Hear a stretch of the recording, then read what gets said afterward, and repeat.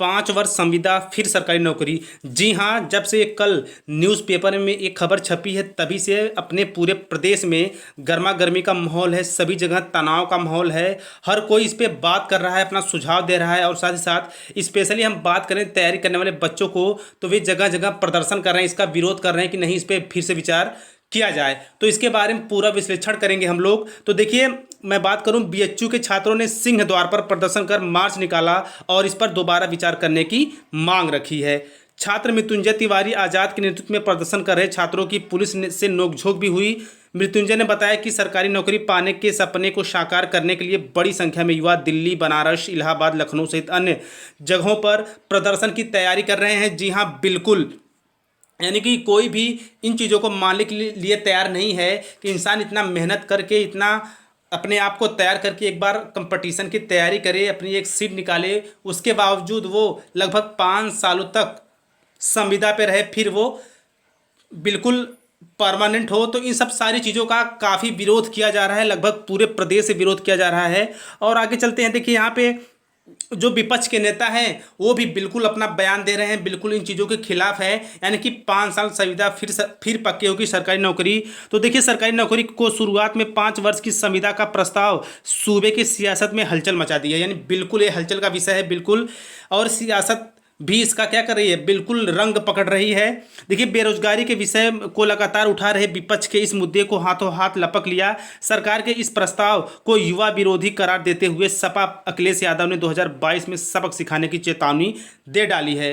वहीं कांग्रेस महासचिव व प्रदेश प्रभारी प्रियंका वाड्रा ने दो टूक कहा कि युवाओं का आत्मसम्मान नहीं छीनने देंगे। यानी कि विपक्ष भी काफ़ी मजबूत है इस चीज़ों को लेकर। तो आगे हम चलते हैं, और मैं भी एक लेटर जारी हुआ है जो अपने प्रदेश की तरफ से, वो भी बताऊंगा कि क्या कुछ उस लेटर में कहा गया। बहुत ही स्वाभाविक और शालीनता ढंग से उन सब लेटर में सब कुछ मेंशन किया गया है। और देखिए, ये जरूरी भी है। यानी कि यदि ऐसा हुआ तो ये जानिए कि कहीं ना कहीं जो कंपटीशन करने वाले छात्र हैं उनके लिए बिल्कुल एक विश्वासघात के रूप में होगा। यानी कि आप बैल मुझे मार जैसा होगा। तो देखिए, भाजपा सरकार पर बरसे अखिलेश, और उन्होंने कहा कि 2022 में युवा सिखाएंगे सबक। देखिए, सपा के राष्ट्रीय अध्यक्ष अखिलेश यादव ने रोजगार के मुद्दे पर भाजपा सरकार को आड़ो हाथ लिया। साथ ही साथ रविवार को अखिलेश यादव ने समूह ख और ग की भर्ती प्रक्रिया में बदलाव पर भाजपा सरकार को युवा विरोधी कहा और आक्रोशित युवा भाजपा को वर्ष 2022 में सबक सिखाने का चैलेंज दिया। तो देखिए, हम बात कर रहे हैं लेटर की। तो देखिए, लेटर के बारे में क्या कुछ कहा गया है, बिल्कुल शालीनता और स्वाभाविक भाव से, जो यानी कि एक व्यथा व्यक्त कर रही है। तो चलिए, इस लेटर को हम पढ़ते हैं। और मैं एक आपको और अपडेट दे देता हूं कि वाराणसी में प्रदर्शन तो चल ही रहे हैं, साथ ही साथ प्रयागराज में आज बिल्कुल प्रदर्शन होने वाला है। प्रयागराज में आज बिल्कुल प्रदर्शन होने वाला है। वहां पे बच्चों का समूह इकट्ठा होगा और इस चीज़ों पे वे अपना प्रदर्शन व्यक्त करेंगे कि नहीं, सरकार को फिर से इन सब चीज़ों पे सोच विचार करना चाहिए। तो देखिए, सेवा में माननीय मुख्यमंत्री महोदय उत्तर प्रदेश सरकार को ये लेटर उन्हीं को लिखा गया है। तो देखिए, विषय क्या है इसका, उत्तर प्रदेश कार्मिक विभाग द्वारा प्रस्तावित सरकारी विभाग समूह ख एवं ग के पदों पर नियुक्ति, संविदा एवं विनियमितीकरण नियमावली 2020 के प्रस्ताव को मंजूर न किए जाने का निवेदन है। यानी कि बिल्कुल सभी लोग इन सब चीज़ों का बहिष्कार कर रहे हैं। कोई भी ये मानने को तैयार नहीं है, कोई भी इस नीति को लागू करने के पक्ष में नहीं है। तो देखिए, किसमें क्या कहा जा रहा है कि सविनय निवेदन इस प्रकार है कि दिनांक 13/9/2020 को समाचार पत्रों के माध्यम से सूचना प्राप्त हुई कि प्रदेश सरकार सरकारी विभाग समूह ख एवं ग के पदों पर नियुक्ति, संविदा पर एवं विनियमितीकरण नियमावली 2020 को लाने के विचार में है। आपके समक्ष इस विषय में निवेदन प्रस्तुत है। तो देखिए, लेटर काफ़ी लंबा, इसलिए मैं थोड़ा तेज़ी से पढ़ रहा हूँ और आप चीज़ों को समझते चलिएगा। देखिए, समाचार पत्रों की सूचना के अनुसार यह नियमावली पूर्व में गतिमान भर्तियों पर भी लागू होगी। आपसे निवेदन है कि पिछले 4 वर्षों से भी अधिक समय से अनेक भर्तियों के परिणाम लंबित हैं।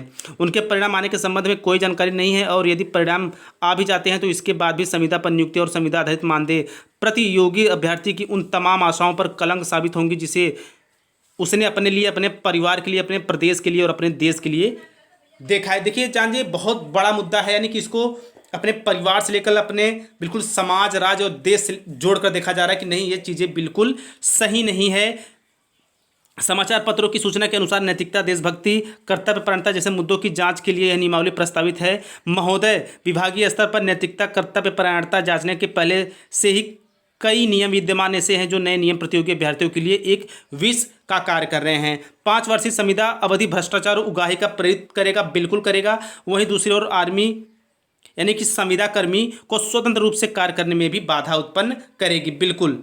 भर्ती परीक्षा का उद्देश्य ही योग्य का चयन करना है। ऐसे में बार बार योग्य चयनित व्यक्ति को 5 वर्ष तक बार बार योग्यता सिद्ध करनी होगी और उसके बाद उसे अस्थायी कर दिया जाएगा। लेकिन इसकी क्या गारंटी होगी कि 5 वर्ष की अवधि के बाद वह योग्य बना रहेगा? ऐसा तो यह अनंत काल तक योग्यता परीक्षण की प्रक्रिया बनकर रह जाएगी, जिस पर प्रदेश का संपूर्ण ढांचा अस्त व्यस्त हो जाएगा। देखिए, बहुत बड़ी बात लेटर में कही गई है, यानी कि सारी चीज़ों का निचोड़ इस लेटर में है।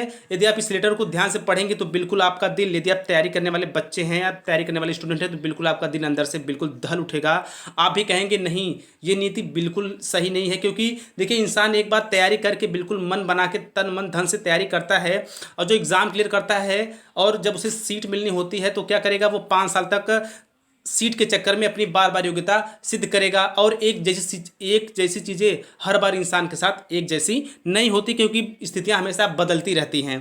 तो देखिए, अतः महोदय आपसे निवेदन है कि इस तरह की किसी भी नियमावली के प्रस्ताव को कैबिनेट के द्वारा मंजूरी न दी जाए, जहां एक ओर यह भ्रष्टाचार और शोषण को बढ़ावा देगा, वहीं दूसरी ओर प्रतियोगी अभ्यर्थियों को अपने संवैधानिक अधिकारों का प्रयोग करने पर विवश होना पड़ेगा।